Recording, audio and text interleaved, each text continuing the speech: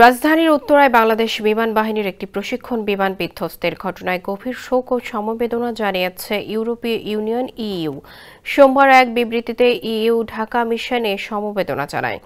EU Dhaka mission জানিয়েছে, বিমান বিধ্বস্তের ঘটনায় তারা গভীরভাবে শোকাহত। বিবৃতিতে বলা হয়, আমাদের হৃদয় ক্ষতিগ্রস্ত, আমরা তাদের সঙ্গে আছি। আমরা নিহতদের পরিবার ও আহতদের প্রতি গভীর সমবেদনা জানাই। এর আগে সোমবার দুপুর 1:18 দিকে রাজধানীর উত্তরার দিয়াবাড়ি এলাকায় মাইলস্টোন স্কুল অ্যান্ড কলেজ ক্যাম্পাসে বাংলাদেশ বিমান বাহিনীর F-7 বিজয় মডেলের একটি প্রশিক্ষণ বিমান বিধ্বস্ত হয়।